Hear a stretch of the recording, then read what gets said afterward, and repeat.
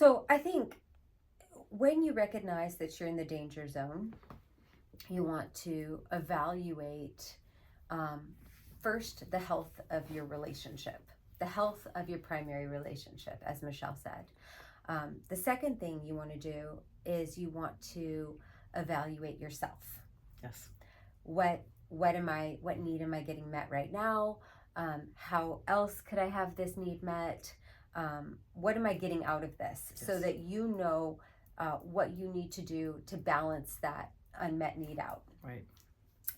And then third, you have to decide if you're going to continue the relationship or how to exit the relationship. Yes. And the other thing you have to decide is if you're going to disclose the relationship to your partner.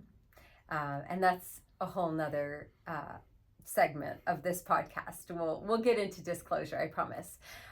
But if you find yourself in the nettles, if you will, once you evaluate your needs and the needs of the relationship, you will be able to weigh those needs against, what you're getting out of the relationship, what you're gaining out of the relationship. And if it happens that the relationship you're engaged in, weighs more, if you're getting more out of that relationship, it's balancing out all of these unmet needs, then, now you have to be honest and authentic with the person that you're engaged in the emotional affair with. And you have to talk about what's realistic. Right.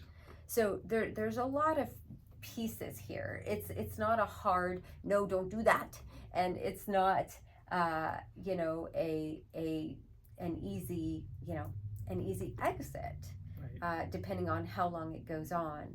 And oftentimes these things follow very natural progressions where it turns into dates and it turns into gifts and it turns into very inappropriate behavior before people are willing to acknowledge the extent of the relationship. Right.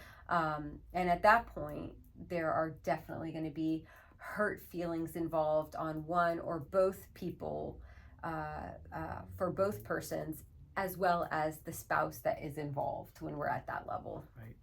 Yeah.